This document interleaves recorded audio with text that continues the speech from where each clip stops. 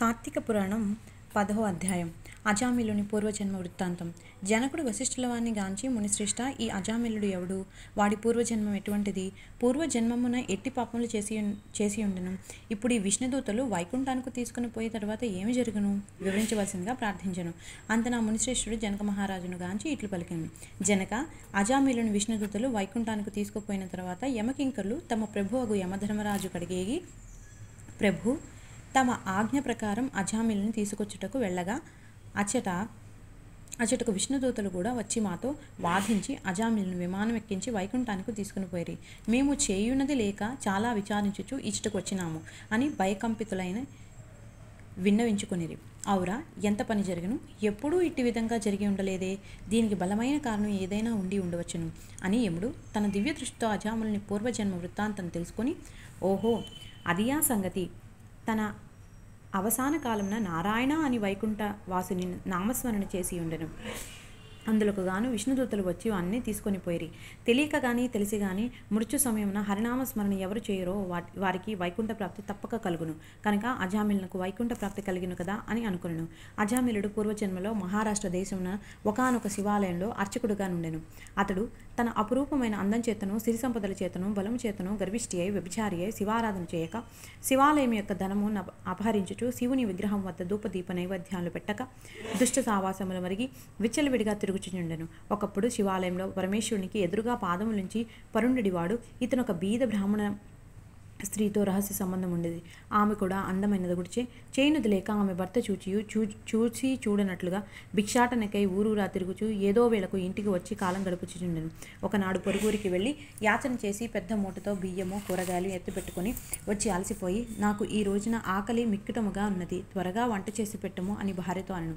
అందులో ఆమె చీదరించుకొనుచు నిర్లక్ష్యంతో కాళ్ళు కడుక్కొనుటకు నీళ్లు కూడా ఇవ్వక, అతని వంక కన్నెత్తైనను చూడక ఇట్లనే మనస్సు గలదే అయి మగని తూలనాడుట వలన భర్తకు కోపం వచ్చి మూలనున్న కర్రతో బాధెను. అంతా ఆమె భర్త చేతి నుండి కర్ర లాక్కొని భర్తను రెండింతలు కొట్టి బయటకు తోసి తలుపులు మూసివేశాను. అతడు చేయునది లేక భార్యపై విసుగు జనించడం వలన ఇక ఇంటి ముఖం పట్టరాదని తలపోసి దేశాటనకు వెడలిపోయాను. భర్త ఇంటి నుండి వెడలిపోయాను కదా అని సంతోషించి ఆమె రాత్రి బాగా ముస్తాబై వీధి అరుగుపై కూర్చుండి ఉండగా ఒక చాకలివాడు ఆ దారిని పోవచుండెను. అతను పిలిచి, ఓయి, నీవి రాత్రి నాతో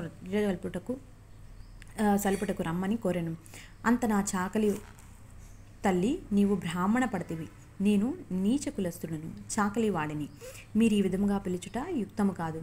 నేనిట్టి పాపపు పని చేయజాలను అని బుద్ధి చెప్పి వెడలిపోయాను.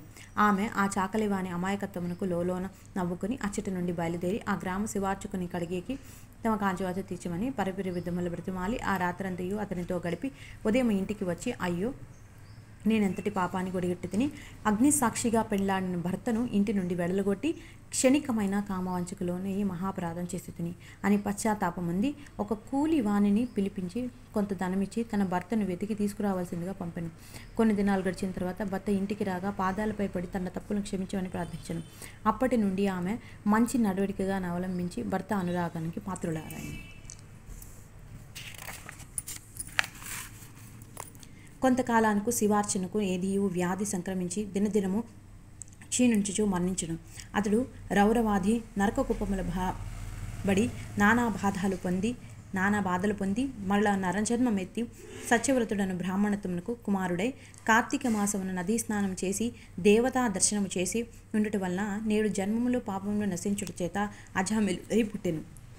ఇప్పటికీ తన అవసాన కాలమున నారాయణ అని శ్రీహరిని స్మరించుట వలన వైకుంఠానికి పోయెను. బ్రాహ్మణుడు భార్య ఆ కామిని కూడా రోగస్తురాలై చనిపోయిను. అనేక యమదూతలను అనుభవించి ఒక మాలవాని ఇంట జన్మించెను. ఆ మాలవాడు ఆ పిల్ల జన్మరాశి చూపించగా తండ్రి గండమున పుట్టిందని జ్యోతిష్కుడు చెప్పెను. మాలవాడ శిశువునకు తీసుకొని పోయి అడవి యందు వదిలిపెట్టెను. అంతలోనొక విప్రుడు ఆ దారిని పోవచ్చు పిల్లవాడి ఏడుపు విని జాలి కలిగి తీసుకొని పోయి తన ఇంట దాసికిచ్చి పోషించబడెను. ఆ బాలికనే అజామిలుడు ప్రేమించెను. వారి పూర్వజన్మ వృత్తాంతం ఇదియే. నిర్మలమైన మనస్సుతో శ్రీహరిని ధ్యానించుట, దాన ధర్మాలను, శ్రీహరి కథలను ఆలకించుట కార్తీక మాస స్నాన ప్రభావాల వలన ఎటువంటి వారైనను మోక్షం నందగలరు. కాన కార్తీక మాసం నందు వ్రతములు, పురాణ శ్రవణములు చేసిన వారి లిహపరి సుఖములు పొందగలరు. ఇట్లు స్కాందపురాణ అంతర్గత వశిష్ఠ ప్రోక్త కార్తీక మహత్యమందలి 10వ అధ్యాయ 10వ రోజు పారాయణం సమాప్తం.